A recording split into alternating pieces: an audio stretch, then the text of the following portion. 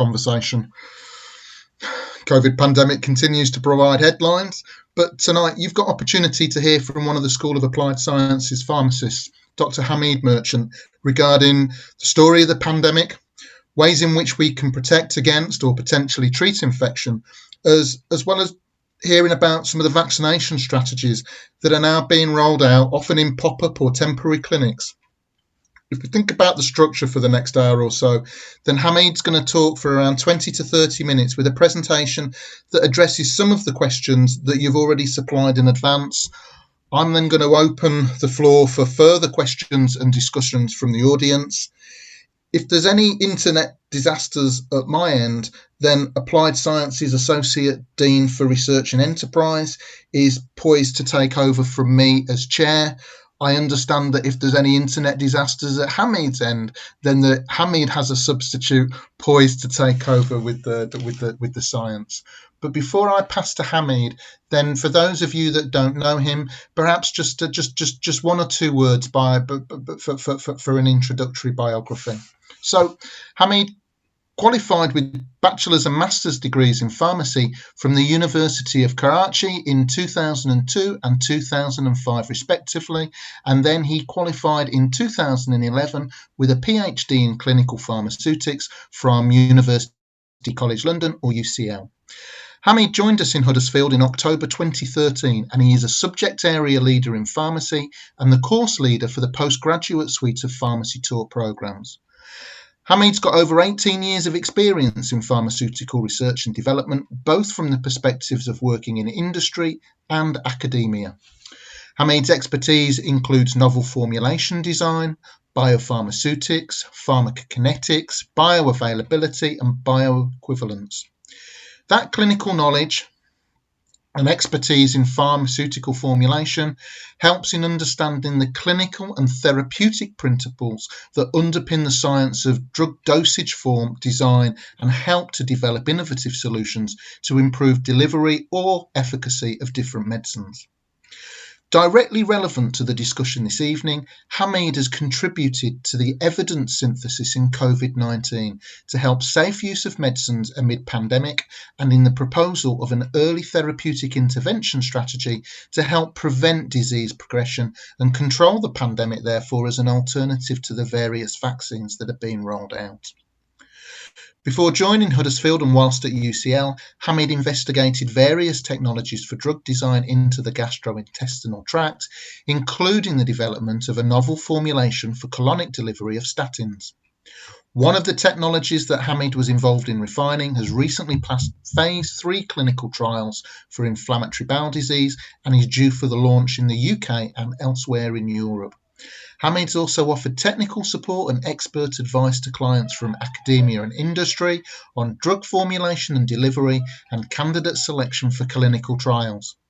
Finally, from 2002 to 2007, Hamid was associated with Abbott Laboratories Limited, serving in various capacities, including quality formulation, new product development, continuous improvement, and project design. He's part of the editorial board for various scientific journals, and he is one of the deputy editors-in-chief for the British Journal of Pharmacy. And with that, Hamid, I am going to pass the floor and the screen to you. Thank you for tonight's presentation and leading the conversation.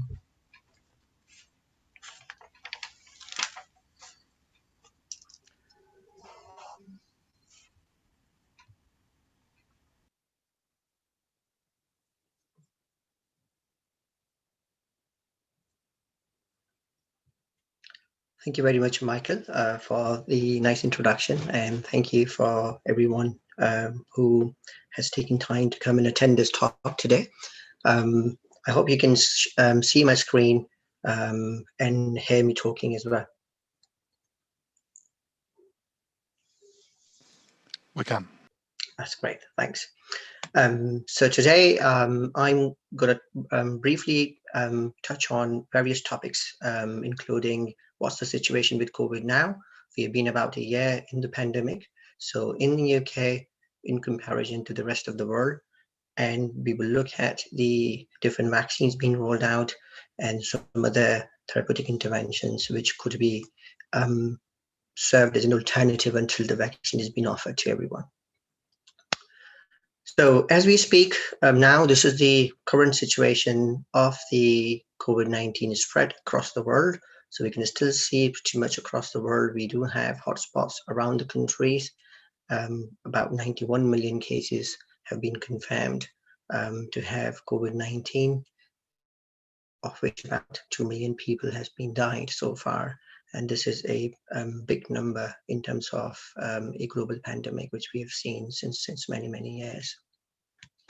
If you look at the situation in the United States, there is clear three distinct waves of the pandemic in the US, and the number of mortalities and the deaths associated with the disease have also been reported in a similar fashion. About 2 million global deaths. US is the largest number of deaths reported so far, and the UK is one of the top number of countries where number of deaths has been very high. Until 12th of January in UK, we've got 45,000 new cases being reported on daily basis in the country, which makes about 3 million cases only in United Kingdom. And we can also see three distinct peaks of pandemics in the country. First one was in the summer, followed by, or before summer, like April, May period of time. And we have a good period over the summer. The second peak we had just over the fall. And then the third one we have just been seeing over the winter. If you look at the spread across the country, this has been normally around the different geographical areas in the country. So it's been uniform across the regions. There have been some disparities in terms of number of cases in the south more than the north, and in some times of the year, north had more cases than the south, and there are time periods where whole country has been reporting a very high prevalence of the disease. This particular animation shows the timeline and the number of cases in Huddersfield and the neighboring regions. And we can see that we had the first wave followed by a very quiet period going into the fall, and we see the number of cases start picking up, and in the winter we had another big wave coming into the region.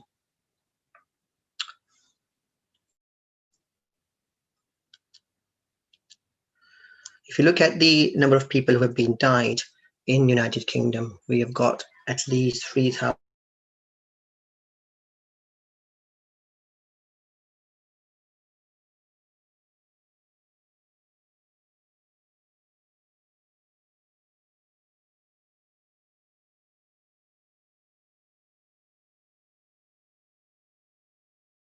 week in the country, which is pandemic in UK, and there was very intense saturation of the health resources at that time. A large number of people died in that period, and then we had a pandemic die down over the summer. But then the second time when we had the pandemic over the fall, there was a number of people died again. We were seeing a good decline on that, but then we had a third peak just before Christmas, which changed a lot of strategies the UK government had been talking about. And that situation is very severe. If you look at the mortality rates across the England region for the last 3 years in comparison, so this is the data from ONS, and we can see the two curves on the screen represents a month-wise distribution of total deaths in England during 2018 and 2019, and you can see there is a good synergy between the last 2 years. But if I plot 2020 data on it, you can see the total cause mortality or total number of people died in the first pandemic cycle in April time was really very, very high. Now this is not just the death related to COVID-19, this is the total death for any cause in the country. And you can clearly see that something happened here in April, which is COVID-19. So situation was very good over the summer, and even until October data from the mortality bank in ONS, the number of death rates were on the 5-year average, and that was very promising that the severity of the disease was under control. Not many people were dying. The mortality was under control, and we were heading towards a very good prognosis in the future. But then later on, this started to pick on again, which changed a lot of government strategies, and number of people dying with the disease are now again increasing. So if you look at the total number in 2020, we can see there's clearly about 75,000 people extra died this year compared to the last 2 years confirmed deaths records. If you look at the number of people dying with an age group for particularly COVID related deaths. So this is the death registry from the ONS, where the reason for death has been marked as COVID-19. And if you try to understand the age group analysis, which kind of age groups are more prone to the severe outcome of the disease, or are likely to die with the disease, in other words. And if we compare the first wave versus the second wave, so the first wave until summer, and then the second wave starting from the fall to the December period. And that time period, we don't see any particular change in the mortality pattern on the age group. And most of the people who are affected with the disease are those with 50 plus. So if you look at the data so far, we can see 98% deaths related to COVID have been recorded in those with 50 or older age group. 84% people 70 plus died with the disease, and only 2% below 50 is recorded deaths in the country. This leads to another analysis of looking at how this age distribution compare with the death patterns in 2019 and before. Is the virus attacking a different group of population? Is the virus particularly picking on elderly people? Is it a distinct behavior? So when we compared 2019 data, which includes all-cause mortality, so all people died in the country for any cause, and classify them with the age groups from the ONS, and then pick on 2020 data for COVID-related death only and try to overlap, we can see a similar pattern. We don't see any distinct age population group being picked up as a target by the virus. So people who normally were at the risk of mortality, the age groups which were normally at the risk of dying before 2020 are also being attacked by the virus. Those are the vulnerable age groups, and a virus, like any other pathogen, would hit the heart those age groups which were already at the verge of picking on some other conditions and potentially die from a condition. So if we look at the number of patients in hospital, we can see clearly that we had a lot of people admitted for COVID-19 reasons in the hospital in the two pandemic cycle curves. And if you look at the mortality curve, it looks like the older age has been the main target. And that led to lots of discussions about the lockdown, the policy making decisions in the country, and the way forward in terms of running the everyday business and protecting people who are at a high risk of dying from the disease. But if you look at the hospital admissions, this has been a main contributor for the policy-making decision with the government, where we could see that the number of admissions were again falling down before Christmas, and it was going into the control. But then you had a third surge over the winter. And currently, as we speak, more than 32,000 people are admitted in hospitals for COVID-19 related conditions only. And that is a huge number, and capacity of NHS to treat patients is being really going on to the saturation side, which is one of the key determinator of the government policy about COVID-19. And that's risky because we know majority of people who are admitted to the hospitals have more risk of dying from the disease. If you look at the number of people on ventilators, we see a similar pattern. So before, say, winter, we were still having a decline, but then in the winter we have got again a surge. About 3,000 people are now admitted to the ventilator. In terms of the survival of those patients who are in the hospital or who are in the critical care because of COVID-19, this is the survival curve for the 28 days from the admissions into the critical care in an NHS hospital in the country. And we can see up to the August 2020, about 60% people who were taken into critical care survive the COVID-19 infection, which still leads to a 40% big number who die from the disease. So prognosis of those who are taken to the hospital is not very good. So if somebody goes on to the critical care because of COVID-19, 40% of those people are likely to die within 28 days. Now, this is alarming. From 1st September onwards, when we looked at the mortality data and compare it with the first cycle curve, the percentage survival is slightly increased to 63%. However, that means still 37% of the people will have a likely bad consequence of going into the hospital critical care, which means if they were very ill or got a very severe COVID and been admitted to critical care for that condition, the chances of survival is only, say, 6 out of 10. In terms of vaccination and acquiring the herd immunity, there is a model which has been proposed in the US to work out how much vaccination they should do, how fast vaccination should be done to acquire enough level of immunity in the community to control the pandemic.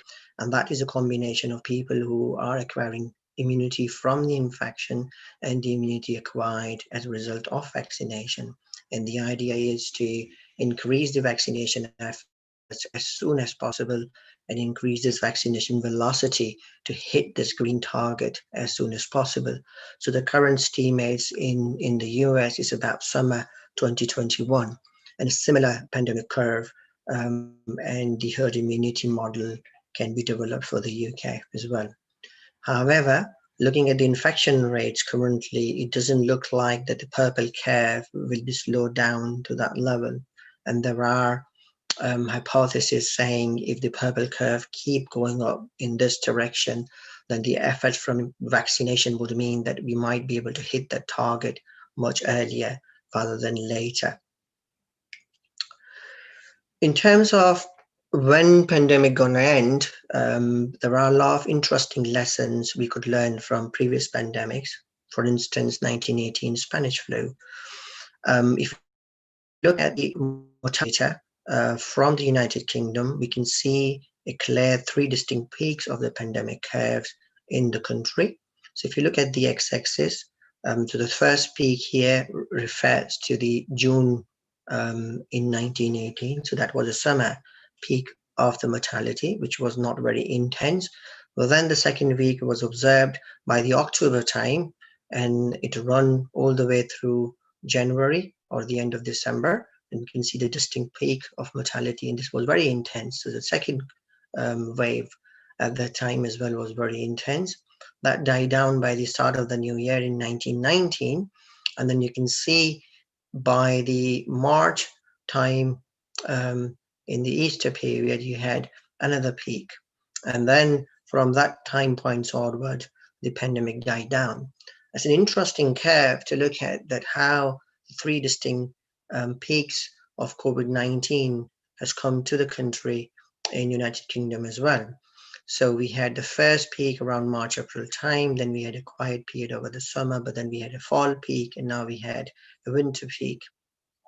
If the coronavirus follows a similar behavior like a flu virus, for example, causing this disease in 1918 time, we might expect that the enough mutation and adaptation of the virus to the human host might lead to subsequent dying of the pandemic very soon.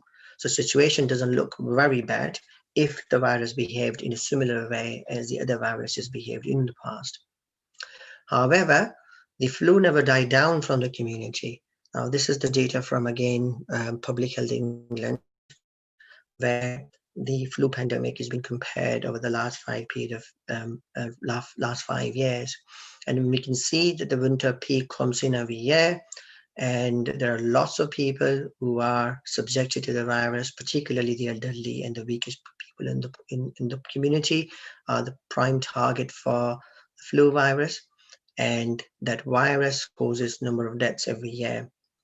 And this virus, which we see every year coming in, is not really a different virus, particularly the H1N1 variant we see every other year coming in and contributing is potentially a mutant virus from the 1918 pandemic of the flu.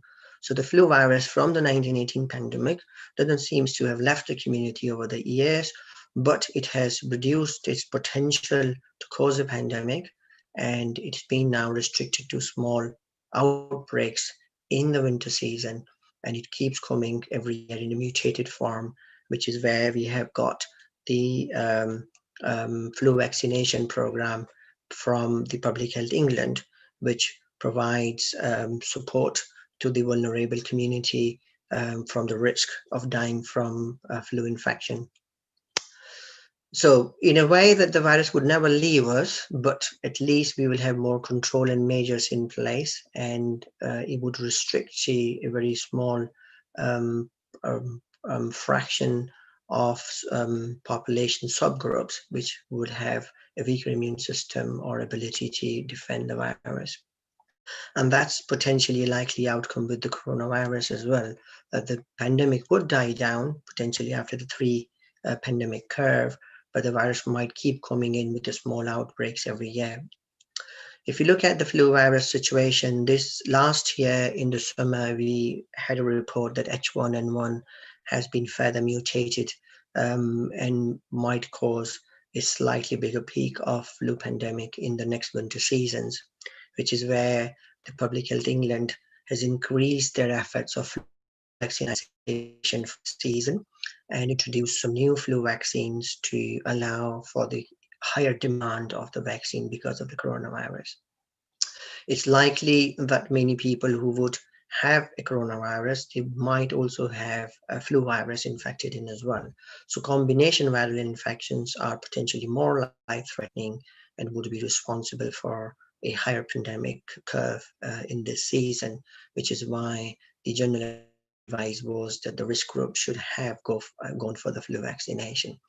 If people would not have gone for the flu vaccination so far, looking at the public health data, the flu pandemic hits us hard from January to March kind of periods, and there is still time to take on flu vaccination if people would not have taken it yet. The vaccination is available for free with the NHS for certain risk groups, and it's also available in private for a small amount of money from pharmacies, and people can go on to community pharmacies for flu immunization. There are different vaccines recommended for different age groups, and if you need a bit more advice, please consult your GP or your pharmacist about the choice of the flu vaccine, which might be more safer or effective for a particular underlying condition that you may have. So the situation with coronavirus, you might have seen this news in November 2020, not that long ago, that millions of mink had been culled down because of a potential outbreak in that population of mink, which has been farmed for the fur farming in Denmark. And there was a risk to the COVID-19 vaccine. The virus was mutated and it was a potential threat to another global pandemic. And this has raised a lot of concerns about animal farming, particularly for fur fabric industry, and ignited a debate about whether these kind of farming should be going on in the first place or not, kind of thing. And it's interesting that how the pandemic has been moving around, not only in human population, but also affecting the animal community within either industry or in the domesticated kind of scenario. So there was a article which we published in May 2020 talking about how the coronavirus would spin out in the future. And our projections were that coronavirus is likely to stay with us forever, like flu virus. The pandemic will die down eventually, but the virus will keep mutating within the communities and might come in small outbreaks every year.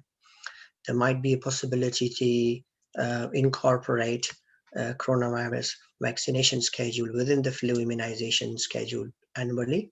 Current flu vaccine already include 4 different variants of the flu virus to provide a wide spectrum immunity against the flu virus.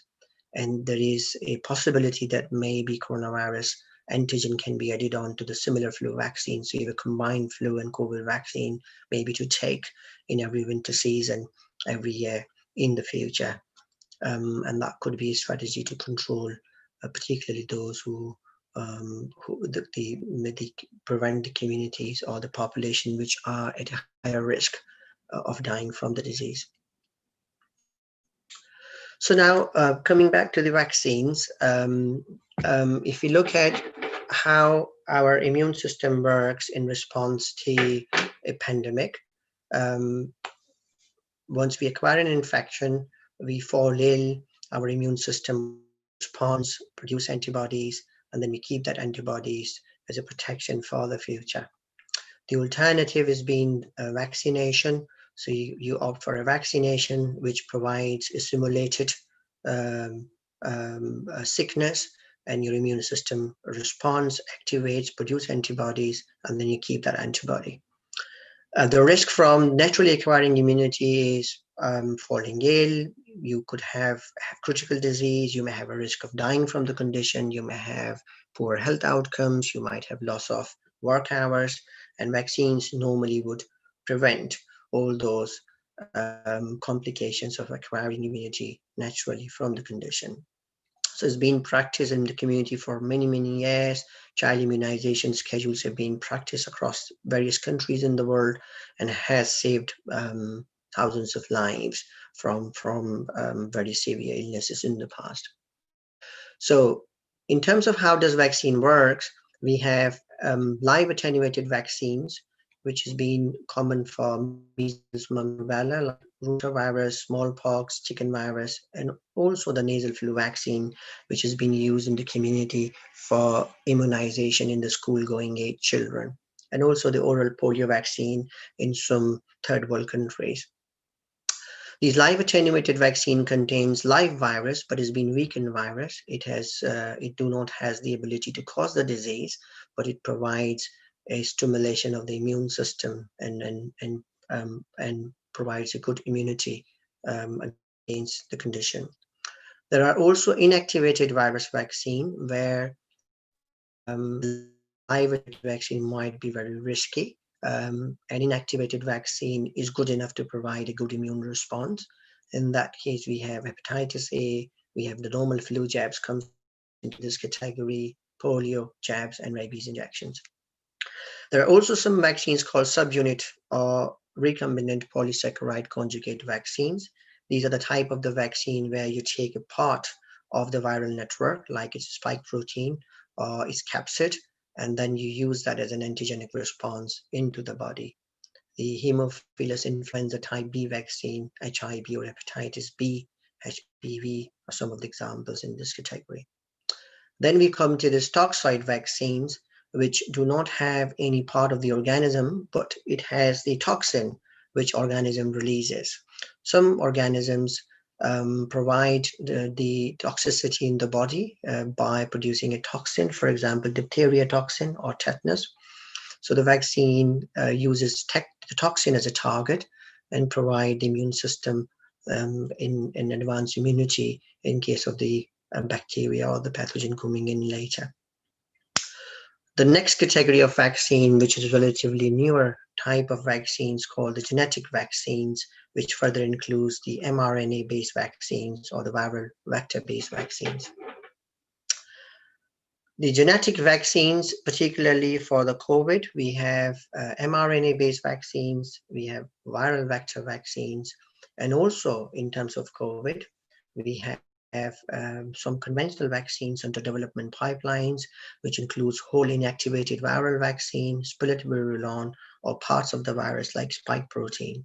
So currently in the COVID situation, the COVID vaccine, we have got a variety of vaccines available in terms of their design. And that's a good thing that we can have various type of vaccines to cater for the different needs within the community. So how does a vaccine, particularly the mRNA vaccine, work?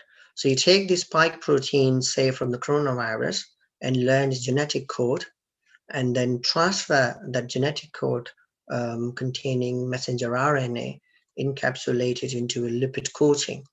Now this mRNA is like a recipe to cook a particular protein by our cells. The lipid coating around the mRNA protect the mRNA from our body's defense systems. Otherwise, the mRNA goes in, it would be quickly hydrolyzed and metabolized, broken down in other words by the body. So this lipid coating protects this messenger RNA when you inject the vaccine and takes this within our cells. So this particular vesicle behaves like a pseudovirus, if you like, or an artificial virus containing a bit of a genetic material inside, encapsulated by this lipid coating. So that's like the mRNA vaccine. You inject it into the muscles of the patient, and then the messenger RNA starts infiltrating your cells. Once the vaccine starts infecting your cells, this messenger RNA, or like a cooking recipe, starts producing spike proteins of the virus. So your body will not produce the whole virus, it will only produce these spike proteins. This spike protein will then come out on the surface of the cell. Some of them will be released out of the cell, and those proteins, because they are not part of the normal biochemistry of the body will see it as a potential threat, and the immune system will kick in its response, start producing antibodies, or the cellular immune system producing T-cell response, and will start destroying all these infected cells of our own body as a result of this vaccination process. These antibodies will then accumulate in the body in a high concentration. And once this process is completed, these antibodies will be kept for a period of time. And if the virus comes in, the real virus comes in, the spike protein on the top of the virus will be identified or recognized as a potential threat. Antibodies will already be in the body, so it will be fairly quicker for the body to respond against the virus and start neutralizing it immediately. So there is still a chance that after vaccination, people will pick on the virus, but the chances of developing severe or critical disease or chances of dying from the disease will be very poor, because you will have strong immunity already cooked up in your body, ready to fight when the virus comes in. A couple of examples of this type of vaccines is the Pfizer vaccine and the Moderna vaccine, both of which have been approved in the United Kingdom for use. The other type of vaccine, which has been under development by some pharmaceutical companies and Oxford University, uses the spike proteins of the virus, again, learns the genetic code of the spike protein, and then encapsulates this into an adenoviral vector.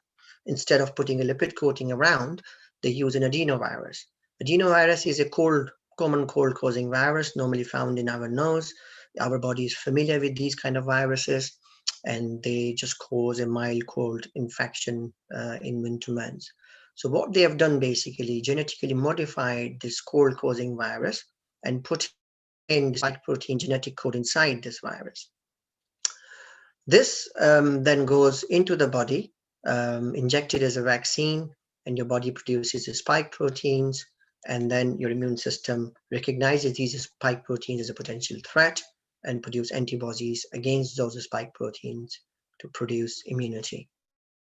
The Oxford vaccine, Oxford AstraZeneca vaccine, is an example of this kind of strategy.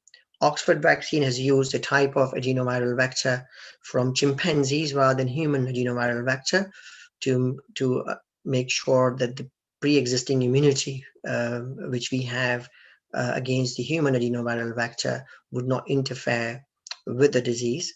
And also they have used a silenced adenoviral vector, which will not have a potential to multiply on its own into the human body. There are a couple of other vaccines which uses similar strategy. For example, CanSino Bio in China and Janssen Johnson Johnson vaccine uses similar strategy as well. In terms of other vaccines, we also have non-genetic vaccines for coronavirus. One of the example is Novavax. Novavax is also from a US pharmaceutical company. Novavax vaccine is a subunit spike protein vaccine, which has been encapsulated into a nanoparticulate kind of delivery system. This vaccine takes the actual protein from the coronavirus rather than the genetic code and uses a conventional vaccination style to produce immunity. So once these proteins are injected in, your immune system will see these proteins as a foreign particles, which produce antibodies, and then you will have the immunity. From historically, these vaccines does not provide a very good immune response in those who are immunocompromised or those who are very elderly and have a weaker immune system. So historically, they use an adjuvant to wake up or potentiate the immune response in those kind of vaccine. Adjuvanted flu vaccine is also been used in elderly population for many years. So this is a balance to provide a stronger immune response, because the genetic vaccines are likely to have more stronger genetic response, more widespread potency across population subgroups. To compensate for that lack of potency, these conventional vaccines have been adjuvanted with a booster to potentiate the immune response. The other one we have is a French company called Valneva.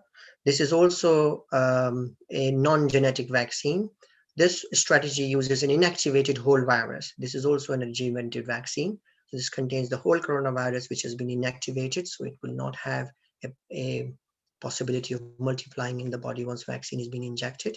But the dead virus will also be seen as a potential threat by the body, and you will have immunity to keep. The other example is from a Canadian biopharmaceutical firm called Medicago, who has developed this COVID spike S protein, glycoprotein antigens, which has been combined with GSK's adjuvants to make this Medicago GSK vaccine. This vaccine is also non-genetic vaccine and uses the protein found on the surface of coronavirus to use as a potential immune stimulator.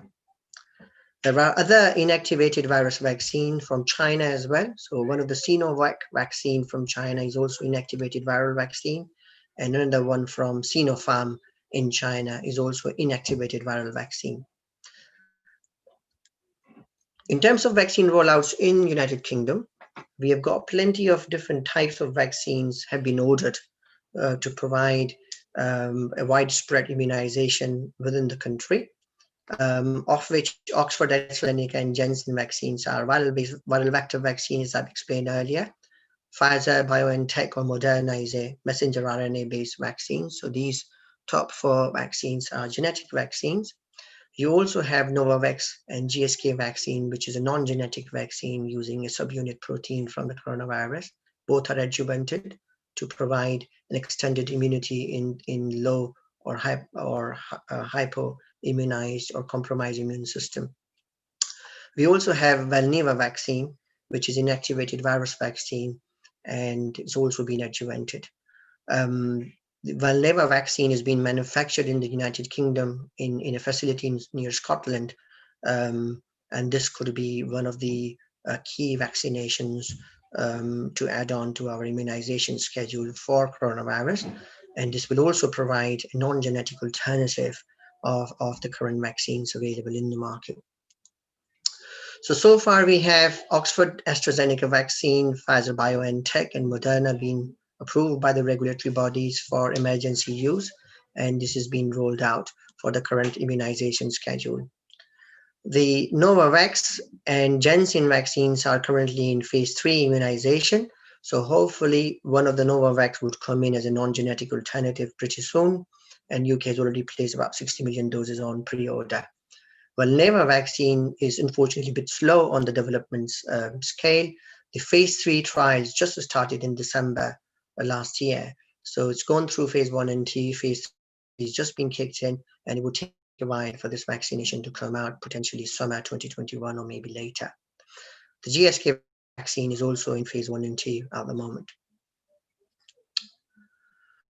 So you all know about the priority risk groups for the COVID vaccination schedule, and from the mortality data which I've presented earlier, you can see a reasonable trend as to why certain group of population has been prioritized for getting COVID-19 vaccine first, because we know that those people contributes to more than 98% of the deaths associated with COVID.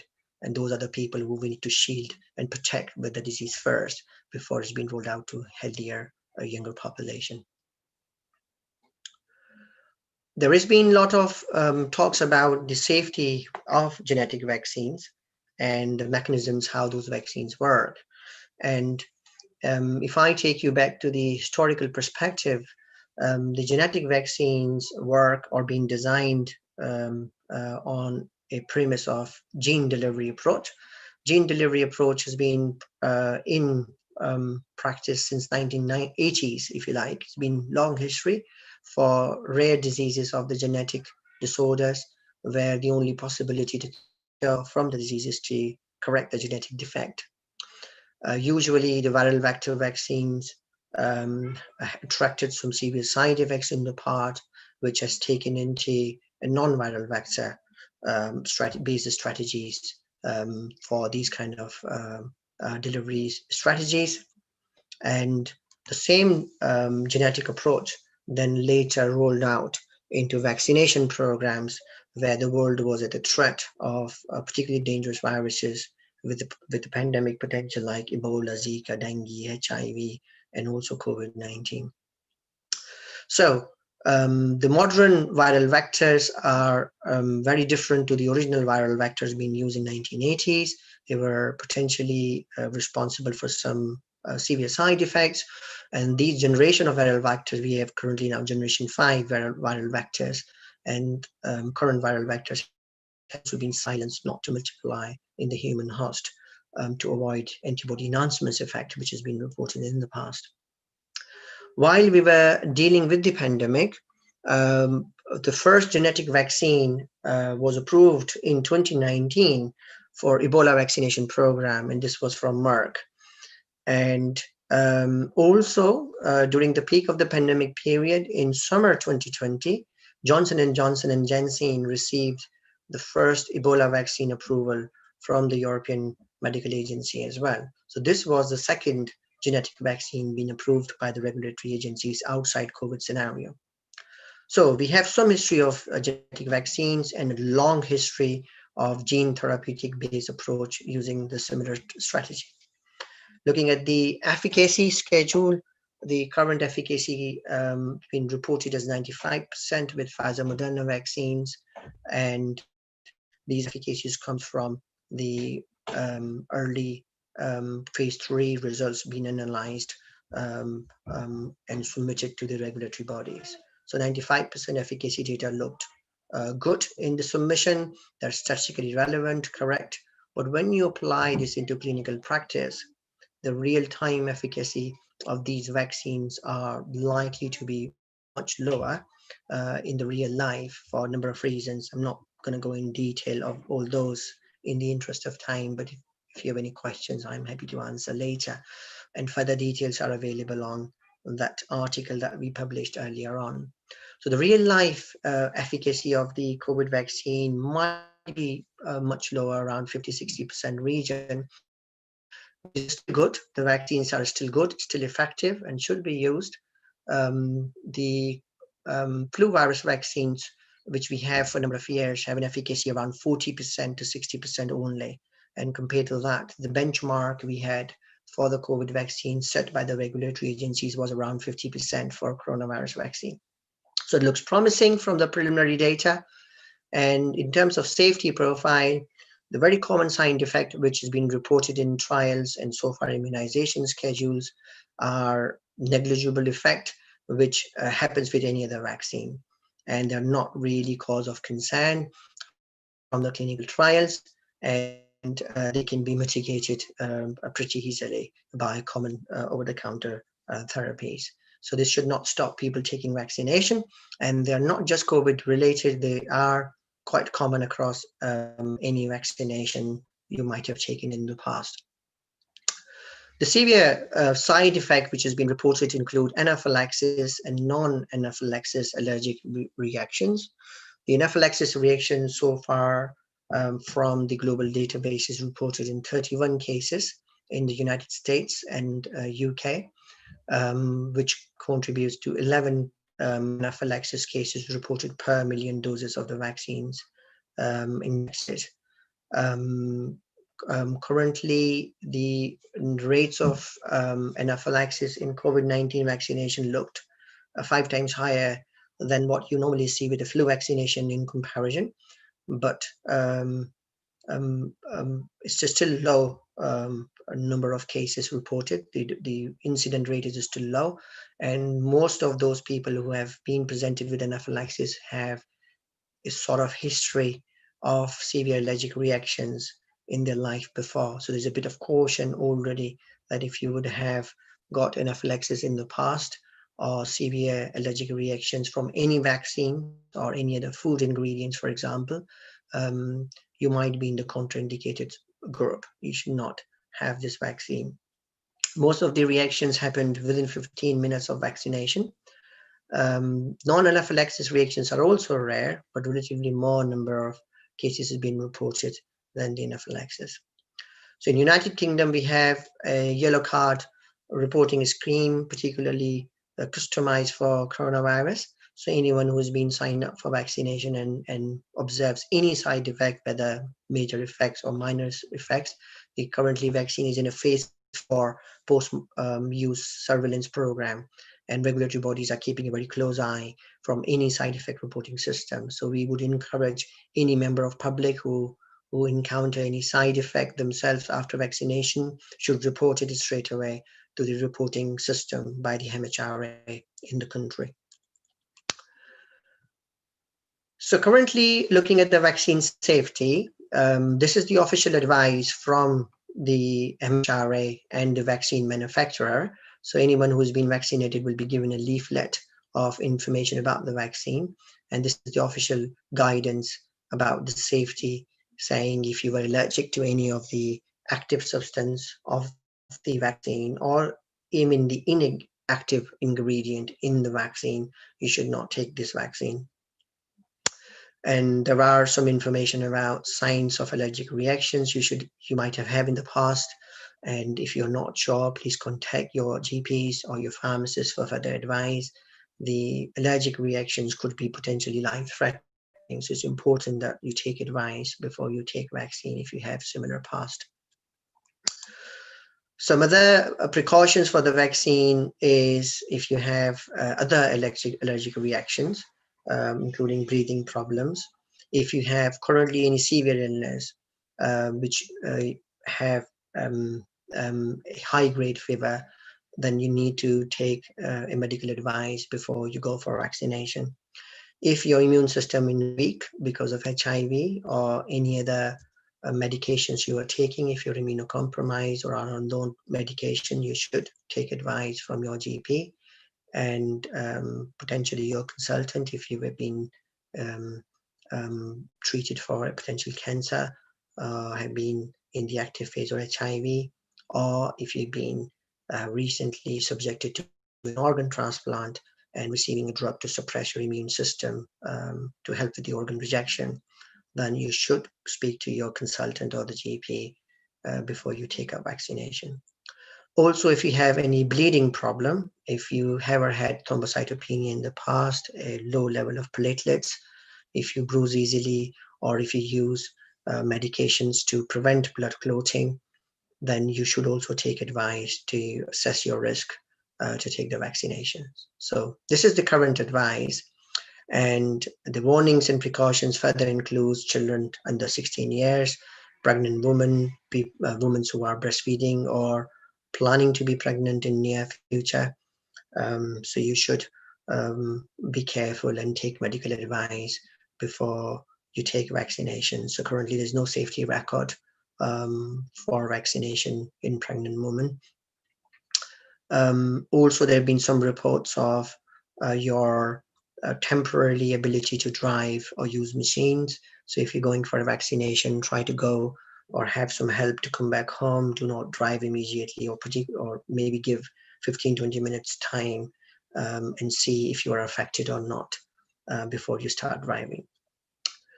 So this is the official advice. However, by looking at the mechanism of action or the formulation strategy as to how the vaccines are designed, there might be other potential risk groups in the community who might react to the vaccines, and their safety should be evaluated before they take vaccine.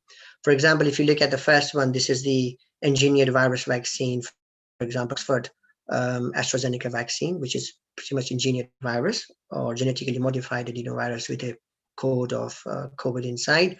This is the Pfizer Moderna vaccine, which is a lipid vesicles artificial virus with a messenger RNA inside. And we know that how does it goes inside the body and provides the immunity after infecting our cells. So you can see that the vaccine goes in, and these spike proteins come on the top of our cell surface and then initiates an immune response.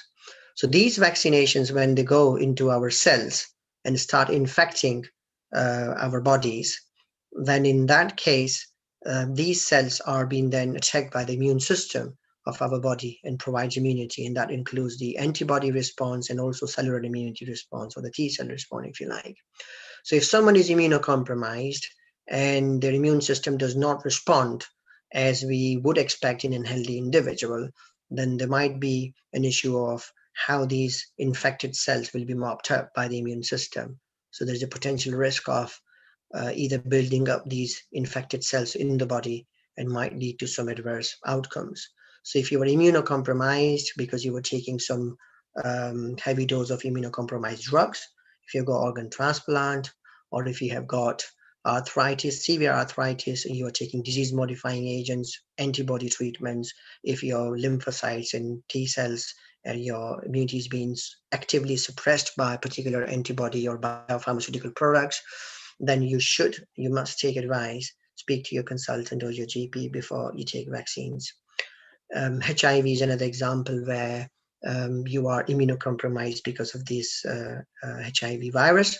If you had HIV in the past, or you're taking HIV treatment, or if you are in an active treatment phase, in either case, speak to healthcare professional and take advice before you sign up to the vaccination. Also, if you are suffering from any hyperimmune disorder, where your immune system has been shown to react in an abnormal manner in the past because of any underlying conditions. This could be any autoimmune disease. This could be inflammatory conditions in the gut. This could be inflammatory conditions of the skin, could be psoriasis, and simple things like that, where your immune system has shown to overreact with certain things. Then there might be a caution required in those group of patients as well. So speak to your doctors and clinicians and consultants if you're still under the care before you take up the vaccine. Also, if you're subjected to severe allergic reactions in the past, then the official advice also suggests that you should think about taking this vaccine, or speak to a healthcare professional and take advice.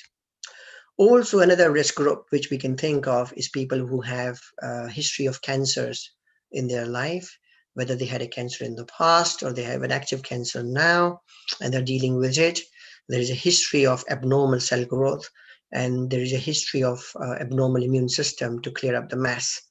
As a result of your affected immune system, there might be a risk when the COVID genetic material go inside your cell and start infecting, your body might not work as expected to mop up the mess created by this cycle. So there's a risk, and potentially all those patients should also speak to their clinicians and consultants before they take up on the vaccines. Also includes people like multiple sclerosis and conditions of the immune system, where your immune system is attacking your own body in different ways. Then those people might be on some treatments and therapeutics. Some chemotherapeutic agents might also would have affected your immune system. Another risk group would be people who would have got thrombocytopenia in the past. This is a condition where your ability to form clot is being affected. So if you have got low level of platelets in the past, or you are taking a severe or high dose of anticoagulants therapies in the past, or if you had dengue virus in the past and suffered from low platelets, then you might be at a higher risk of getting potentially dangerous side effect from the genetic vaccines in particular.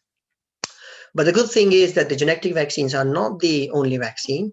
We do have some alternatives coming into from the clinical trials, which might provide a very good alternative for the contraindicated population groups who might not be suitable to take the genetic vaccine. But the prevention is better than cure. We have got vaccines and concepts of herd immunity looking at to combat the COVID. The therapeutics are also kicking in, which includes antiviral therapeutics and monoclonal antibodies, and standard of care and life-saving measures in the country has been improved quite a lot. We have got some fantastic improvement in the way we have been treating the disease in the NHS, in the critical care, the ability to use steroids at the right time, also saving lives. So these are the good things we have currently now, but I think we need more investment on the antiviral chemotherapeutics to tackle the disease in the early phase. I'm going to rush through some slides now in the interest of time, but if you've got any questions related, please feel free to ask later. So for example, one of the antiviral drug which has been used very effectively in Japan for their flu pandemic in the past goes favipiravir. This has a very good potential for repurposing in COVID, and this drug is already being used in many countries for COVID-related treatment, and there is a potential for having a good clinical trial in the United Kingdom to see the potential effect. There is also another broad spectrum antiviral drug called molnupiravir, and that has been spun out from a university in the United States. It's been recently funded for a clinical trial, and there are now multiple clinical trials being started just as early as November, December last year. The drug has proven very good efficacy for COVID in animal trials, and it is very promising to see this could come up as a strong antiviral treatment to combat the disease in the early stage. Both favipiravir and molnupiravir are available as a tablet, so they're oral medications, and their rollout in the community setting in the early to middle stage COVID will also be easier. So that's promising. And going back to the point of protecting yourself before you've been offered a vaccination, or if you can't have a vaccination, social distancing is paramount, wearing mask, hand hygiene, but also one of the things which public health agencies are not talking much about is an oral hygiene, apart from hand hygiene, which I'm going to emphasize further in my talk for a few minutes. So if you were interested to know a bit more about hand sanitizers and the poor quality of hand sanitizers available in the market, I've got some references here for some work which we did in the summer about the efficacy of hand sanitizers in the European market. But superiority of hand washing over the hand sanitizers is still there. So if you had the facilities to wash your hands, this is still better than using hand sanitizers. So wash your hands. You don't have to buy very specialist antiviral soaps. Just normal soap you can use. It can disrupt the lipid capsid of the virus and can be effective hand hygiene measure. If you do not have the facility to hand wash because you work in a setting where you don't have the hand washing facilities, then hand sanitizers provide a good alternative for the time period. But still, the advice is that at least throughout the day you find a few occasions to wash your hands properly, because hand sanitizer stops working after a few layers of application. For further details, refer to these articles. Remember that the epicenter for coronavirus is in your lungs, and if you can protect the virus to go down further the lungs, you can potentially prevent yourself going into a critical case of the disease. You can prevent hospitalization and the deaths. The outcomes from the hospitalized patients or those who are critically ill and the pneumonia has been observed in the lungs are very poor. So the idea is that if you can attack the virus early on, as soon as you are tested positive or you start feeling the symptoms, you act fast and prevent the disease progression. So when the virus enters into your body, it goes through your nose, it comes through your mouth, it affects your smell sensors or the nerve sensors here in the nose. So this is why loss of smell is one of the symptoms of COVID. So the virus multiplies here, goes down to nasopharynx, comes to the oropharynx at the end. Also, the virus goes into your mouth, multiply in your oral cavity, which causes your loss of taste symptom, if you like. It affects the nerves or the signals here, which is going to the brain about your taste. So multiplication and heavy load of virus in the mouth and the nasal cavity is one of the reasons for those symptoms. Then the virus, it makes its way from the nose and the mouth going down to the oropharynx, which is where you start feeling the symptom of cough. So it's like a sore throat. You will have a sore throat. The virus will multiply in the throat, will cause an infection there. It will go further down the laryngopharynx and go down to your lungs and your stomach as well, because you will keep swallowing your saliva and your sputum and will cause a gut infection in some patient. So this is how the virus enters. And the idea is that if you use certain strategies to sanitize your oropharyngeal cavity, including your nasopharynx, your oropharynx, your throat, then you can potentially reduce the viral load. You can minimize the disease progression to the severe stages. You can prevent hospitalization. And if you can adopt this approach in the first phase of COVID, in the first 14 days when you catch the virus, majority of people can reverse and can give the body the time to produce enough antibodies to fight against the disease themselves.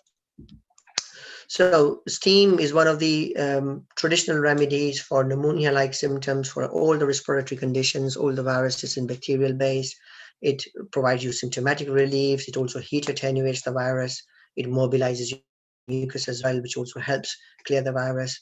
And it's been safely used over the number of years, in the communities.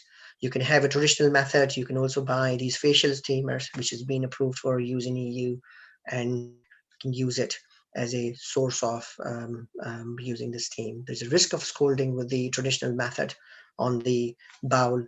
So these devices, electronic devices, are a lot much safer. They only need 5-10 mL of the water in the chamber down there. Also, the essential oils with the non-antimicrobial properties can also increase the efficacy of the steam. But bear in mind, anything herbal is not safe. So do not just put in anything in the boiling water and start steaming it. There could be potential risk and side effect and toxic effects, particularly in the lungs. So be safe. There are lots of references here on this about which essential oils are potentially effective against various diseases and viruses. Particularly, this reference talks about a in silico evidence of constituents of the essential oils and potential binding with SARS-CoV-2 per se. But the safest approach would be things like Vicks vapor, so which contains camphor, menthol, eucalyptus, thymol, and turpentine oil. So it's about 4 or 5 essential oils present in Vicks, which naturally have antiviral and antimicrobial properties. And it has a long history of use. It's been very popular in 1918 Spanish flu outbreak in the world. It's been there for more than 100 years and found very effective. In the past, we don't know why it was effective. We felt it was only symptomatic, but there's now a good history, pre-COVID evidence suggesting why essential oils have got wide spectrum antimicrobial coverage. So a lot of evidence pre-COVID against the efficacy of these oils in the Vicks vapor. And in some countries, they also have a vapor shower tablet, which you can take while you take a shower.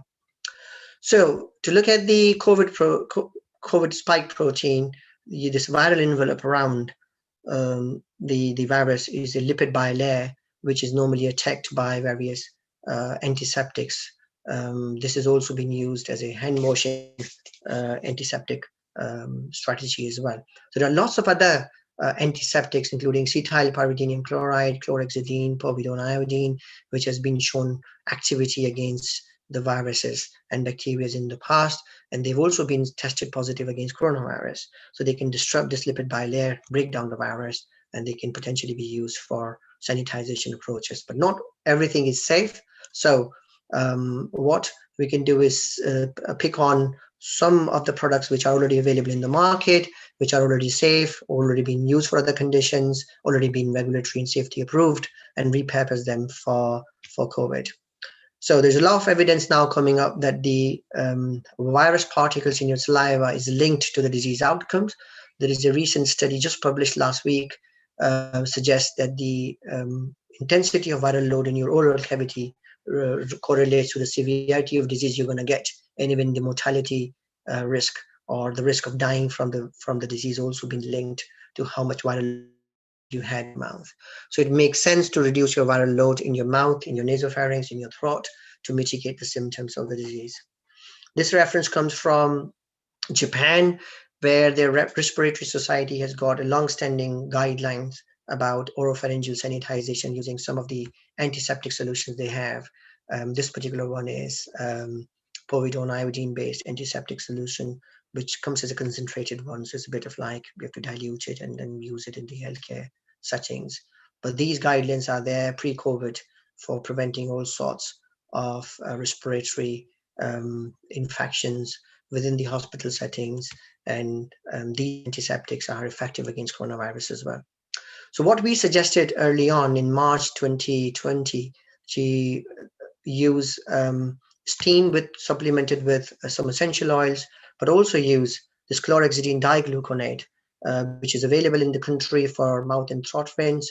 It has got strong antimicrobial activity against various bacteria and viruses, and it's a very commonly used product in dentistry. It's got about 50 years of use in the UK only. And you might be familiar with this brand, but there are generic products as well, which are equally effective. And they can be used not only just to rinse your mouth, but also as a throat rinse, as a gargle, to reduce the viral load in your oral cavity and also in your throat. Interestingly, there is also more evidence came after we published this strategy from Unilever, where cetylpyridinium chloride has also shown efficacy to reduce the viral load in your oral cavity. You've got two particular brand, Dentyl and Colgate Plex, shown on the screen, but there might be other mouthwashes which have got cetylpyridinium chloride in it, which might be equally effective. To speak to your pharmacist, don't stick to a particular brand. There might be lots of other generic alternatives of the similar products. So speak to your pharmacist if you couldn't find a particular product. But this is also shown to reduce the viral load. Later on, we also seen a very small clinical trial from Singapore where they've tried to see how these three different antiseptics can reduce the COVID-19 related viral load. And you've got povidone iodine, chlorhexidine digluconate, and cetylpyridinium chloride, three different ones being tested as well. And also very recently, a research group in Cardiff University in Wales also published, or not really published, but they announced a very positive result in their mouthwash study. So since we have published this concept, initially when we were talking about it in March and April, there was no direct evidence to prove the efficacy against COVID. But since then, many research groups have picked on that strategy and provided some evidence to suggest that it's working and it's potentially safe and should be used. Another product to add on is the benzodiazepine solution, which is also available in the UK for a mouth and throat rinse. It has got proven efficacy to provide analgesic and anti-inflammatory support. And we know that what COVID does in terms of pro-inflammatory markers, TNF-alpha, cytokines, chemokines. I think I'm really running out of time, so I'm going to speed up. And one of the products we have in UK is called Deflam. So potentially what it does, it reduces your inflammation in the throat. And you don't have to swallow it. You just use it as a mouthwash, as a throat rinse, and try to suppress the inflammatory cycle early on when you get tested positive. This product is already been licensed for viral pharyngitis, and viral pharyngitis is what you get with COVID as well. So this is potentially available from a pharmacist. So if you were tested positive, or if you have got the symptoms, then speak to the pharmacist, get this and start using early on to prevent the cytokine release. The alternative is an aspirin solution. So you can also use a dispersible aspirin, full dose, dissolve in a glass of water, use it as a throat rinse. Do not swallow it, just use it as a throat rinse, gargle it and spit it out. If you are 50 plus and if you're not taking any anticoagulants, then you speak to your GPs. There is a potential application of low dose aspirin, 75 milligram dispersible aspirin. Speak to your GPs if you can have that. And there's been lots of colleagues in the clinical settings in NHS suggesting that anyone 50 plus who's been tested positive who has got symptoms should be started on low dose aspirin immediately if they're not taking anything else. So to help with coagulopathy and cytokine release syndrome. But if you are taking any other anticoagulants for CVD preventions, please speak to your pharmacist and the GPs before you start taking it yourself. Always take advice, because you might have been taking some other medications which are doing something similar. Another interesting product, again, in the UK EU market is Diflam C. This interestingly combines chlorhexidine and benzodiazepine. So basically your Corsadil and Diflam, both products in one product. This is available already as a throat rinse, as a mouth rinse. It has got proven efficacy against a range of conditions, and it might be convenient for those who are symptomatic and also have the positive result of coronavirus. If you're tested positive, you need to use an antiseptic. If you are symptomatic, you also need to use anti-inflammatory drug in that. So the combination product is good. You can use mouthwashes, but the problem with mouthwashes are they will make lots of froth, or they will make lots of bubbles in your mouth when you do it. So they're potentially difficult to do as a throat rinse. But Corsadil doesn't make any saponification or don't make any froth. So that's good product for the throat rinse. I've done it myself. And Diflam is also been designed as an oral throat rinse, so that's okay. And Diflam C is also available as a throat rinse, so that should also be okay in that. Apart from that, you can also have antiseptic lozenges, which can stay in your mouth and release the antiviral or antiseptic drug in your oral cavity, but that can go slowly down your throat.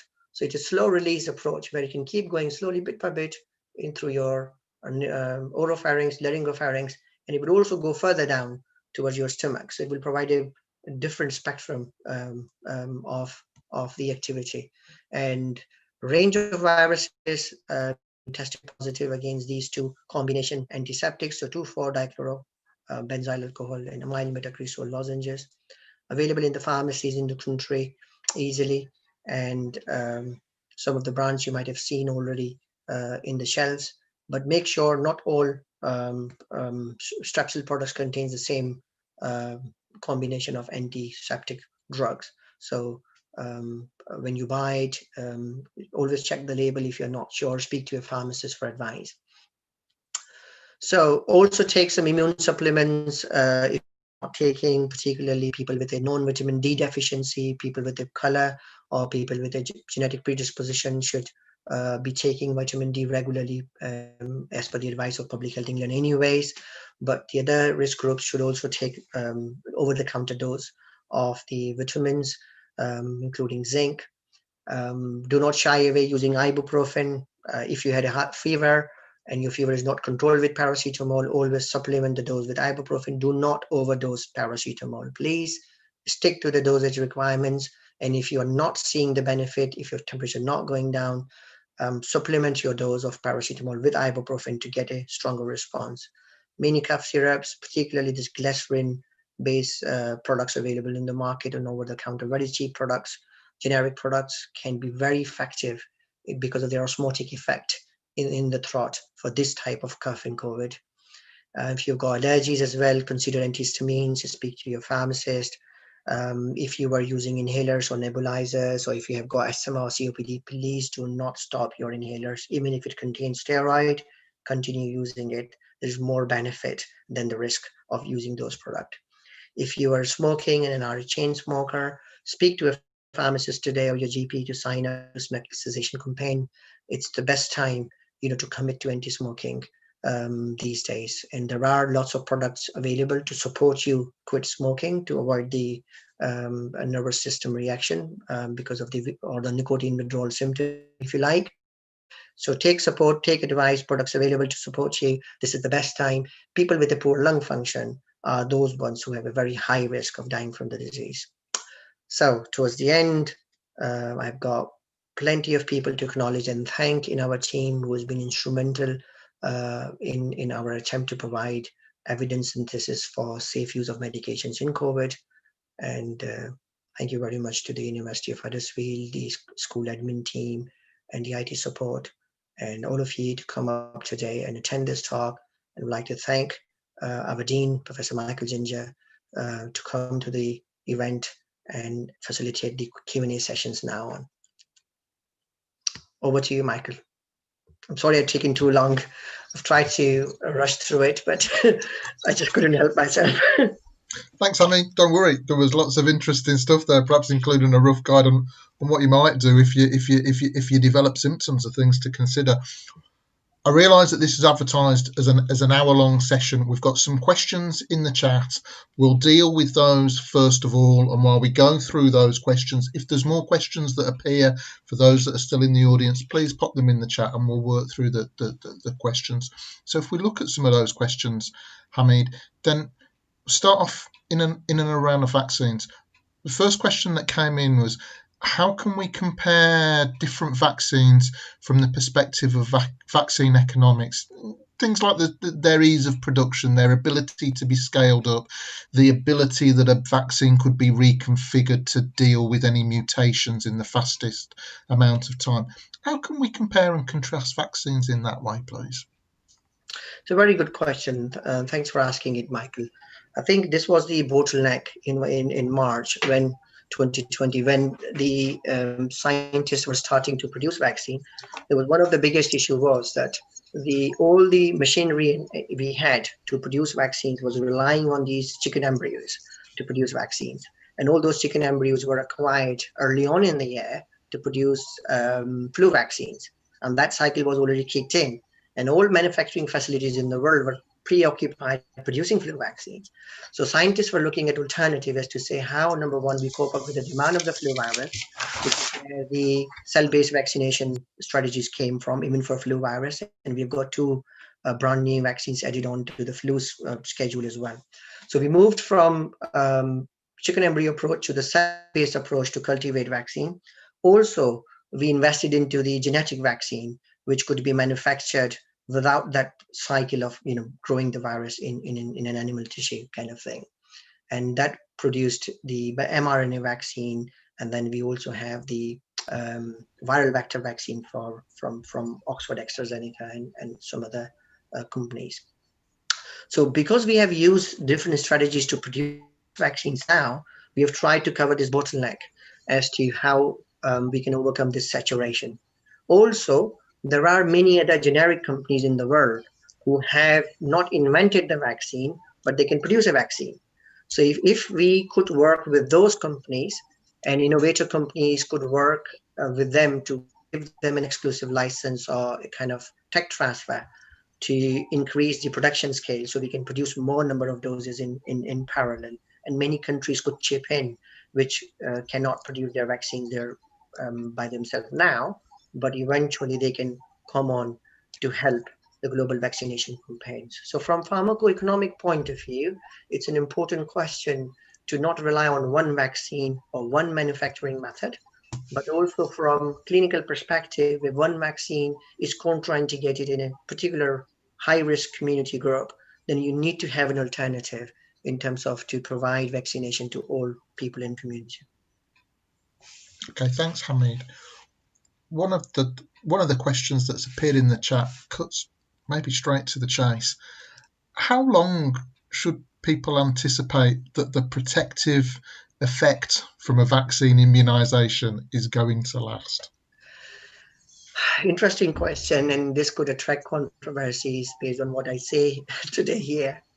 But scientifically speaking, when I looked at the same genetic vaccine clinical trial data from Ebola vaccine, which is a very similar vaccine just approved last year, the antibodies produced within a week, very good response, very potent response, spikes up to a very high level in this approach, within 6 months comes down. So That was one of the limitations, that the antibody titer fall down within 6 months very rapidly. And scientists could argue that same thing could happen with COVID vaccine as well. But antibodies going down doesn't mean your immune systems have forgotten about the virus. So there's a memory function in the T cells and the B cell response, which could still remember the virus. And if there was a relapse, the immune system reaction will be faster compared to those who have never been exposed to the virus, whether naturally or whether because of the vaccine. There might be a lag time, which might result in some symptoms. You might be tested positive with COVID, but because your immune system will react faster and quicker, then you are not likely to get a severe disease or have a poor outcome from the COVID. So my view is, because you will have that cellular immunity, you have the T cell response, and you have the memory function B cells and T cells in your immune system, which could provide a backup. But also, you have a booster doses system. So once everybody got one dose, and even if the virus changes, the vaccine strategy is now we can change the genetic material, we can change the mRNA sequence, produce a different coded vaccine, which could cover maybe another genetic variant of the virus. There could be a booster coming in 6 months to avoid loss of immunity. There might be an animal vaccination coming in from every winter to give you a repeated booster to keep that immunity going.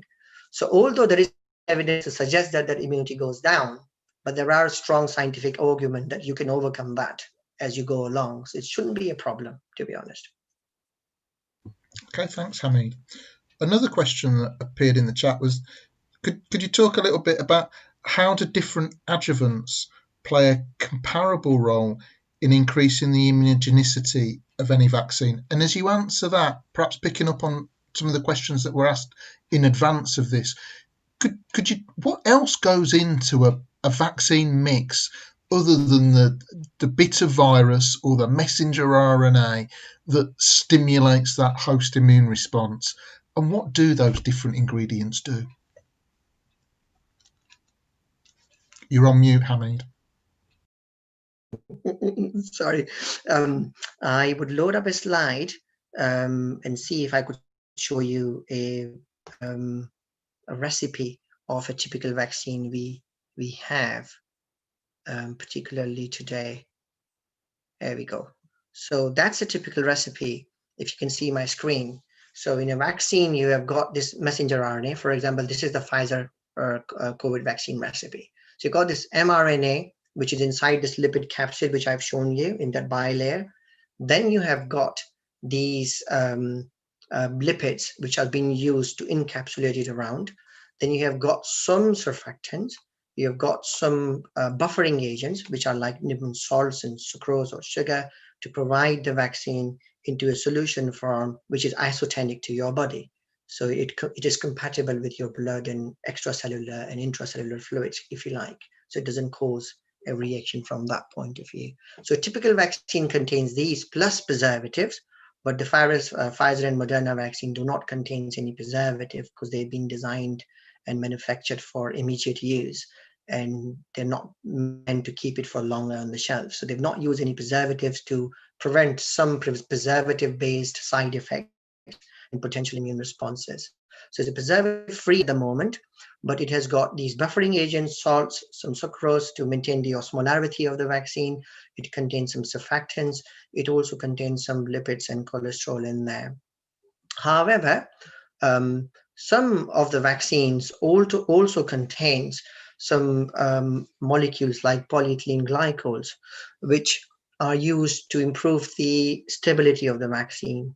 These molecules are like surfactants or like kind of small lipids, which has got immunogenic potential in the past. But these ingredients are used in other vaccines, and sometimes some of the vaccine side effects are not because of the active ingredient of the vaccine, they are because of the excipients or the inactive ingredient of the vaccines. Particularly these pegylated interferon has been a very famous product in the market, which has improved the biological half-life of the interferons. So interferon injections in the past used to be taken very frequently because body breaks it down very quickly. And this adjuvation approach provided a longer shelf half-life in the body, which means you don't have to take a frequent dose of injections for those kind of products in the past. So those materials are also present in some of the vaccines, but different manufacturers have used different ingredients. Some of the ingredients are disclosed because they were part of the list requirements from the regulatory bodies. Some ingredients are linked to the formulation design and their patented structure, which have not been disclosed yet. So we do not have really full knowledge of everything that goes in to a particular vaccine. Some companies have been very open and they've provided full information into regulatory submissions. For example, you've got Pfizer, Moderna, Oxford vaccines, but many other vaccines are still in clinical trials and they have not submitted their dossier to regulatory bodies. As soon as they would do, we will have got more data about what's in it and what could be the likely outcome of those.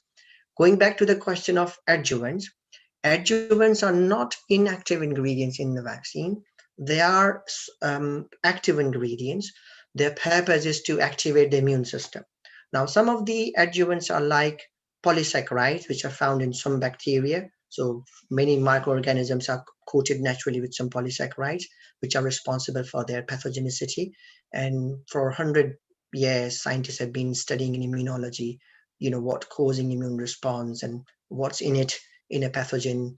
And then based on that knowledge, adjuvants are designed, which are not risky, they are safe, but because they look like those materials which are found in normally bacteria and viruses. So when they are being added into a vaccine, they initiate an immune response and they wakes up the immune system, particularly in elderly subjects. So that adjuvation is very common. We use them in even flu vaccination for elderly population or people with immunocompromised should take that type of vaccine. Otherwise, their efficacy is going to be very, very low.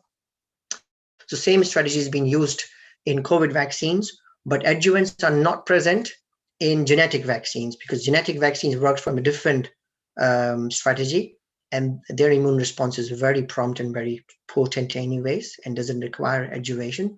But the classic vaccine approach, the conventional vaccine approach, where you've got inactivated virus or a subunit of the virus, there is a risk of immune system not activating and producing immunity. So you provide a known adjuvant, which is already proven that it will activate the immune system, kind of thing. Okay, thanks, Hamid. There's a series of questions that have appeared in the chat, and I'm going to come to those. But before we do, I'm going to skip back to something that was asked very early on in the chat. Perhaps as you were talking around the different sorts of side effects that could occur, I guess people see or hear side effects, there's a tendency to worry a little. Could you talk a little bit about the prevalence of those side effects? How often might one anticipate some of the more severe side effects can occur? And to come to the question that was explicitly asked in the chat, is it true that strokes can be a side effect associated with a COVID vaccine or not? Unmute, yes. Interesting question. Whenever we talk about side effect, in healthcare professional terminologies, normally we speak out in a different language, but obviously when we talk about these side effects in a public event, then it's important to explain what the side effects are, and those side effects are not just in a particular product. So none of the medications are free of side effects. Even a paracetamol you buy from the shelf has got side effects. So every medicine is a chemical. All chemicals are poisons and toxins, and you should not be taking chemicals and poisons. But you take those chemicals in right amount, in right quantities, at the right time, which makes them into medicines.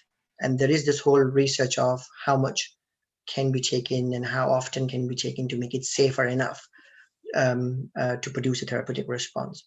So same goes for the vaccines. All vaccines will have some side effects because you're trying to play with the immune system, and immune system needs to act in a particular way.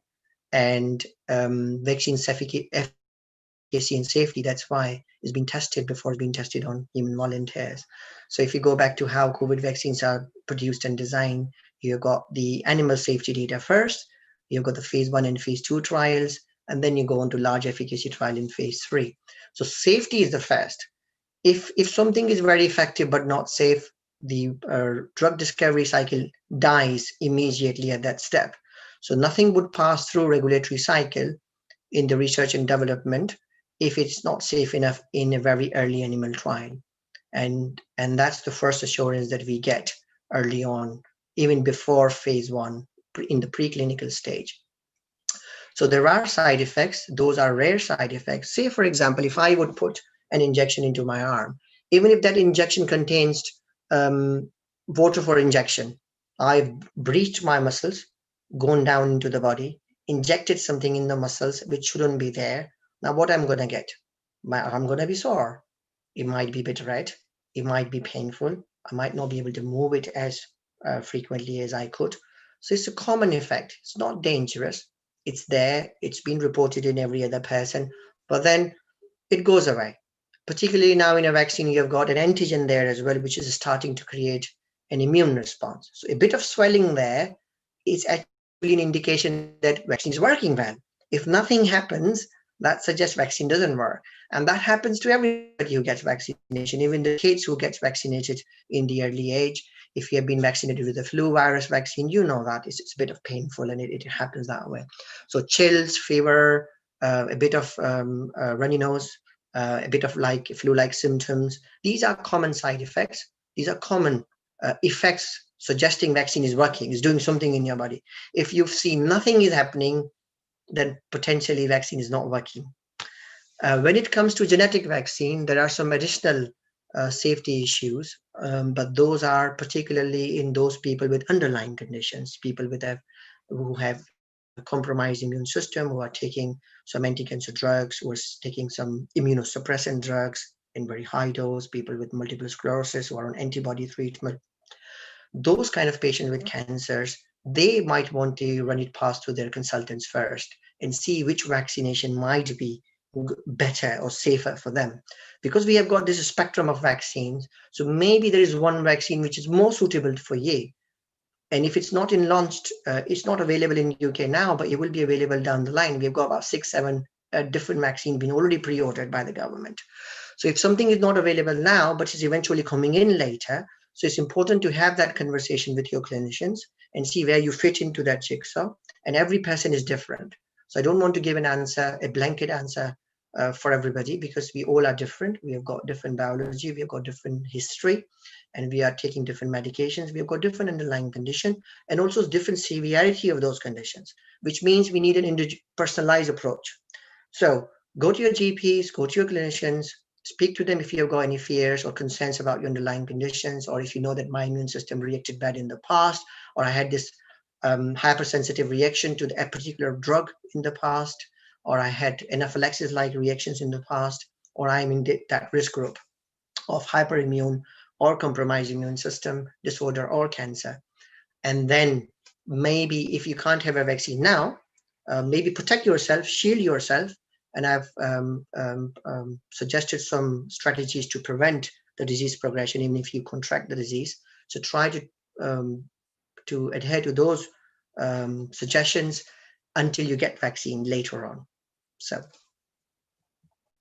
Okay, thanks, Hamid. Questions that have appeared in the chat. The next one is, how do we ensure pharmacy and other professionals understand the aftercare of COVID patients in light of advice that you've given this evening? Thank you very much for asking this question. And it's a bit of a difficult question to answer in a way that the advice I've given so far in terms of caring for COVID from the OTC therapeutics are not part of the official national guidelines for now, but the Royal Pharmaceutical Society is aware of that, and they would be communicating soon to all pharmacies in a way of communication to spread the education around the products which can be used to reduce the viral load in the mouth, and also to minimize the risk of developing a serious disease and hospitalization. And I'm working with the Royal Pharmaceutical Society to come up with a communication with the community pharmacies across. So all pharmacists should be aware of that very soon. And even if some pharmacies are not aware of that, some of the products which I've suggested are already licensed for a viral pharyngitis, for example. So if you present with a pharyngitis caused by a virus, that product can be given to you by pharmacists anyways. and that doesn't require prescription. None of the products here I mentioned require prescription. Some products are not over the counter, but they can be provided by the pharmacist. They're behind the counter, but pharmacists have the authority to provide that one. But we are trying to work with the government and the RPS to spread the word more. The communications are already published in scientific journals. It's been published in BMJ and been communicated to British Medical Association as well. So it will spread out soon. And some scientists across the world are also commissioning some clinical trials, which we couldn't commission because we didn't get the funding when we were trying to do it early on the year. But because we published the concepts, so many people who had the funding available or the capabilities, they started on some trials, and some preliminary data is already been published and looks very promising. Some bigger trials are now kicking off, which will provide more stronger evidence. More evidence coming in means more countries going to pick on that. WHO might pick on that and it will spread it out. But aftercare COVID is very important because virus stays in your body for longer, and the symptoms of COVID last longer. The mental health, the weakness in the body, your sleep disturbances, your overall efficacy and performance is compromised for an extended period of time. So living a healthy habit is important. Taking all the immune supplements, particularly, the over-the-counter dose, do not overdose them, please. Do not take very high lethal dose of vitamin D's and C's, as people talk about in social media. Just a recommended dose from the Public Health England, available in the UK as a licensed product. Use that one and live a healthy style. For example, exercise should be the daily part of life to put the body back into the motion, to combat with this long-term issues of the COVID in your body.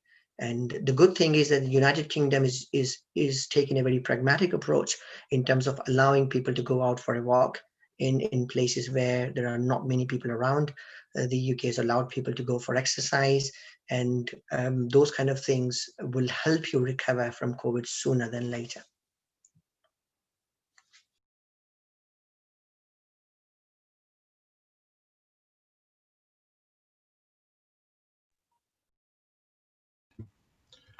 Thanks, Hamid.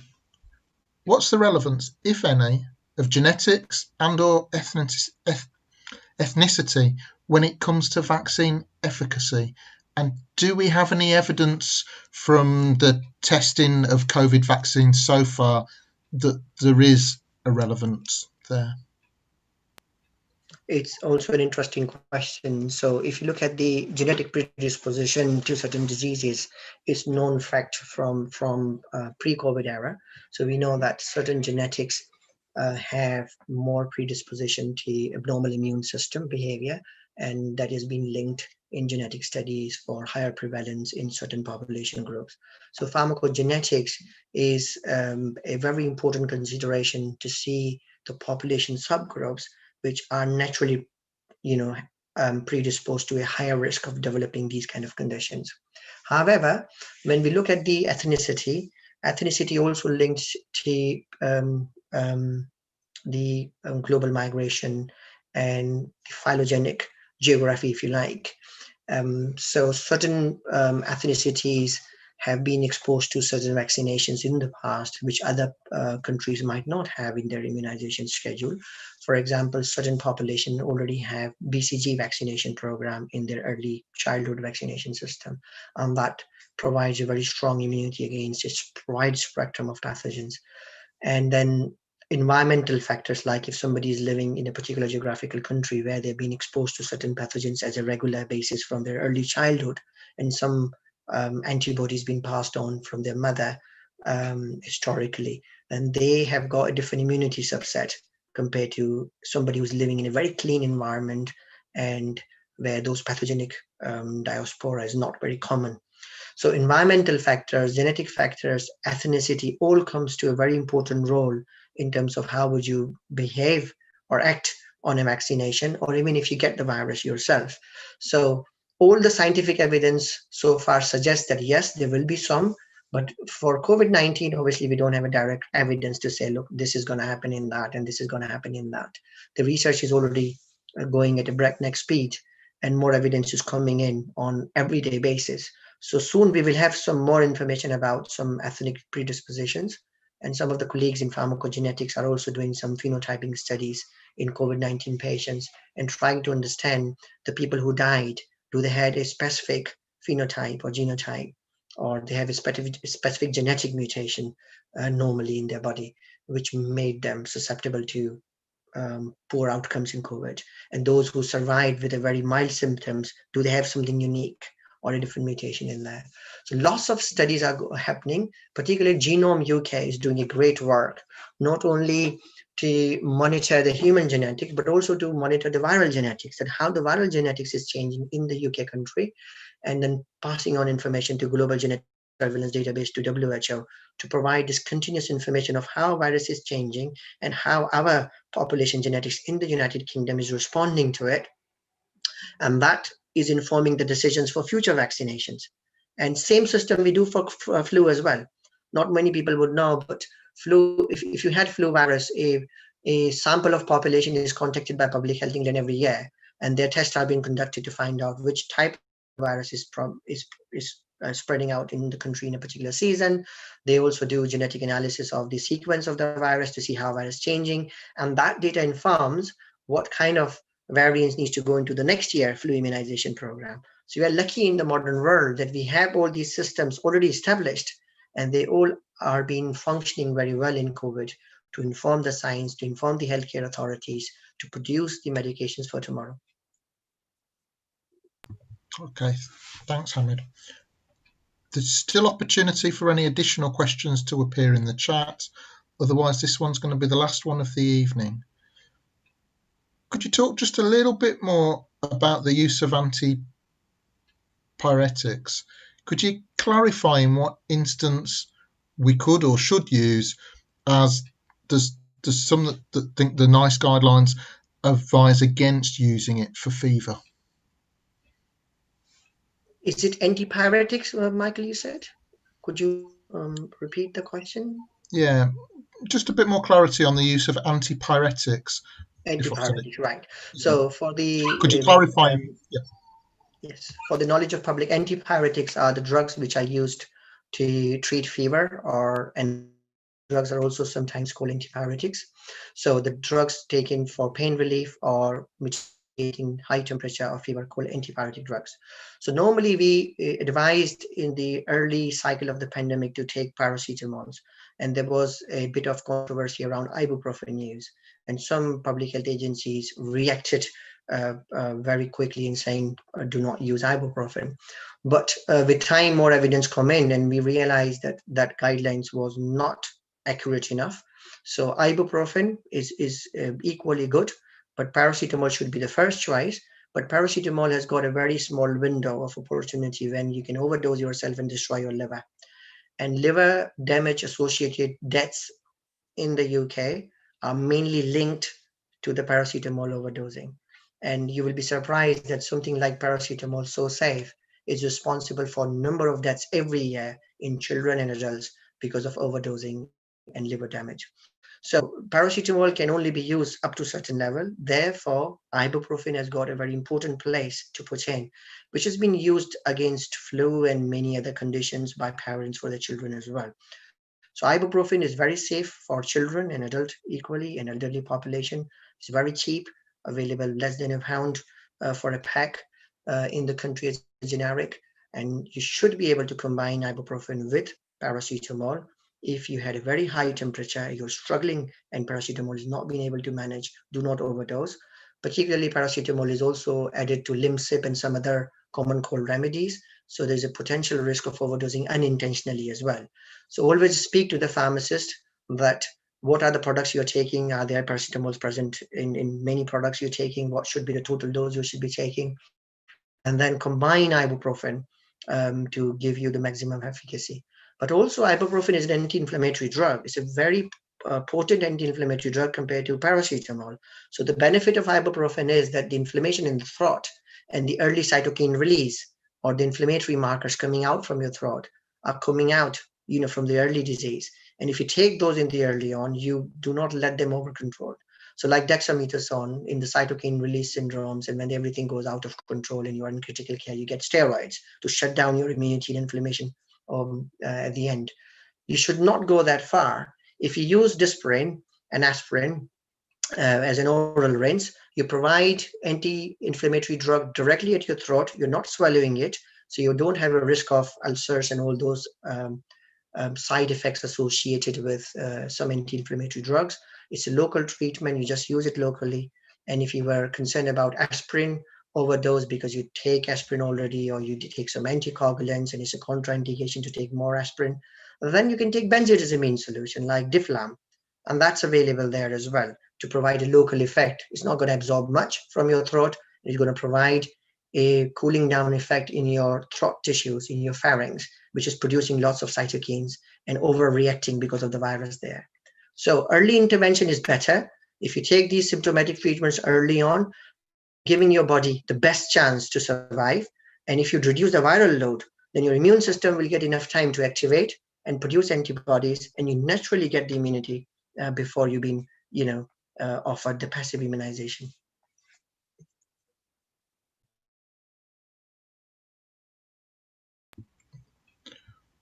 One last question. I don't know if it's one that you'd like to take or not, Hamid, because it's one of those that you're casting a view. But do you want to comment and provide your opinion regarding the UK government decision to extend the interval between the Pfizer vaccine's first dose and its second dose, to go from 21 days to the second dose to approximately 12 weeks? And what's the likely effect on efficacy?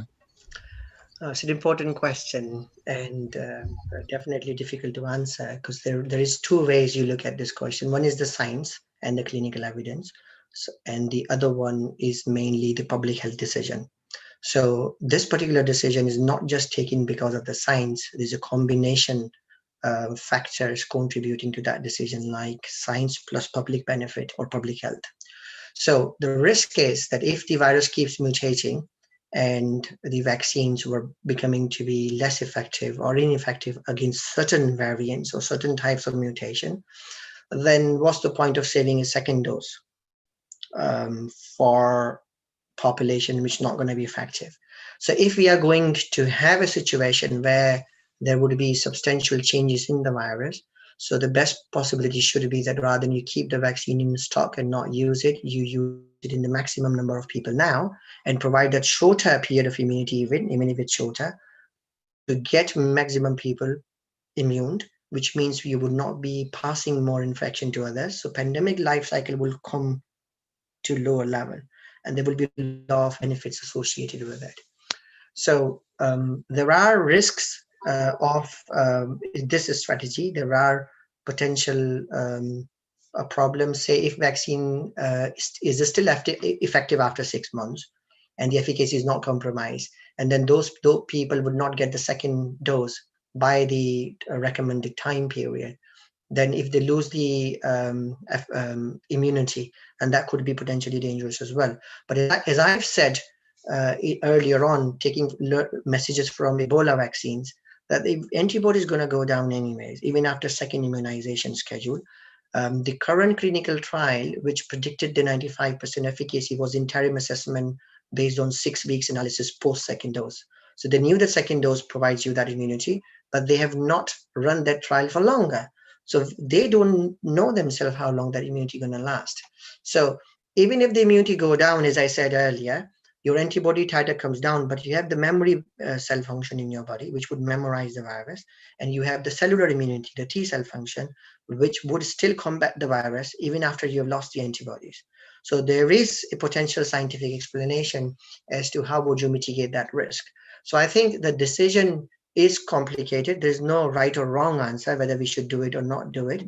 It's an overall picture from public health point of view that what's the best scenario to go ahead in terms of all the probabilities. And the government has got a lot more information than I have got or anybody else have got. They've got full access to complete details of what's exactly going on with the genetics, mutations, and the predispositions, some data which is not public yet. So they would analyze everything and come for the best decision for the interest of the public.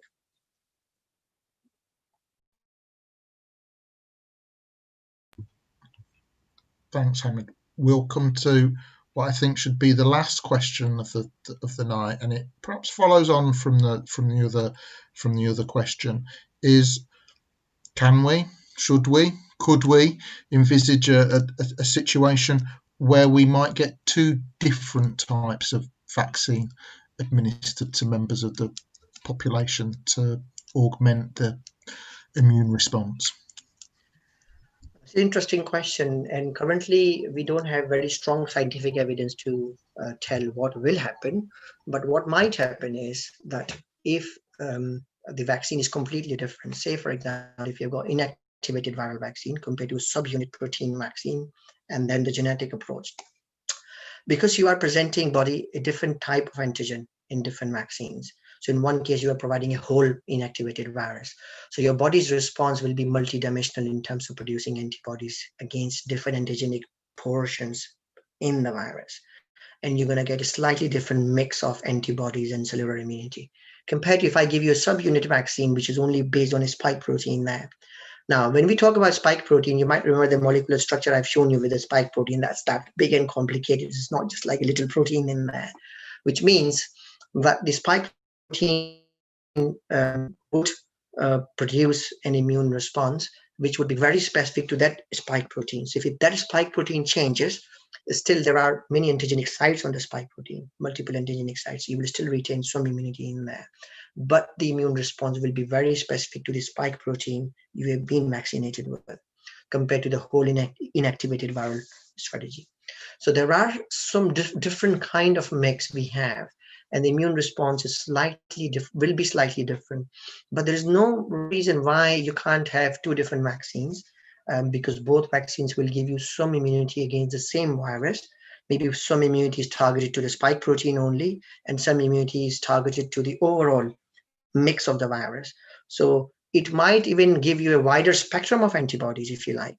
We don't know yet, but scientifically, it's likely that combining maybe two completely different type of vaccination schedule, maybe one until after a period of time, you might get a more generic or wide spectrum of antibodies. So there are lots of scientific explanations to that, but because we have not trialed it, we have not measured it, we don't know for sure, and nobody can give a 100% correct answer at the moment. But looking at the science, looking at what happens with immunology, how does antibodies produce, this is what you would predict. Any scientist would predict this to happen.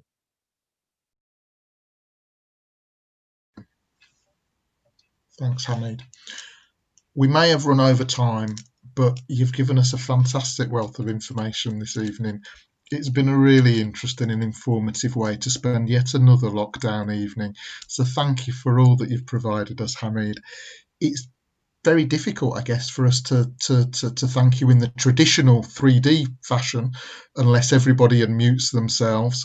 But thank you. Thanks to everybody in the audience for joining us this evening. Steve, I think there is an advert for the next one, yes, which everyone should see. Next conversation it's to be hosted by School of Human and Health Sciences, and it's with Professor Karen Uzi and Dr. Leanne Atkin towards the end of February. So thank you very much, everybody. Enjoy your evenings. Thank you very much, Michael, for your time and facilitating the event. Thank you very much for all the support staff in the school office and the IT support team, and everyone in the audience who stayed very late in the evening, in the night today, and bear with me for two long hours there. Well, thank you very much for coming over and asking these interesting questions.